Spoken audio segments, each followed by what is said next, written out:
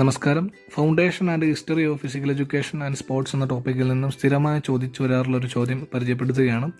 Arrange the following institutes in chronological order according to their formation in India.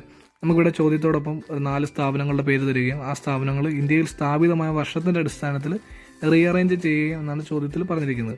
നമുക്ക് ആ സ്ഥാപനങ്ങൾ ഏതൊക്കെയാണെന്ന് നോക്കാം. 1 sports authority of India, 2 all India council of sports, 3 LNCPA Gwalior, 4 YMCA Madras. അപ്പോൾ നമുക്ക് ഇതിൻ്റെ ഉത്തരത്തിലേക്ക് പോവുകയാണെങ്കിൽ ഇന്ത്യയിൽ ഏറ്റവും ആദ്യം സ്ഥാപിതമായതും ഏഷ്യയിലെ തന്നെ ആദ്യത്തെ ഫിസിക്കൽ എഡ്യൂക്കേഷൻ ഇൻസ്റ്റിറ്റ്യൂട്ടും ആയിട്ടുള്ളത് YMCA മദ്രാസ് ആണ്. 1920 സ്ഥാപിതമാകുന്നത്. രണ്ടാമത് നമ്മൾ നോക്കുകയാണെങ്കിൽ all India council of sports ആണ് സ്ഥാപിതമായിരിക്കുന്നത്. 1954 ഇത് ഇന്ത്യയിൽ സ്ഥാപിതമാകുന്നത്. മൂന്നാമത് LNCPA ഗ്വാളിയർ ആണ്. 1957 സ്ഥാപിതമായത്. 4 സ്പോർട്സ് അതോറിറ്റി ഓഫ് ഇന്ത്യ ആണ്. 1984 സ്ഥാപിതമായത്.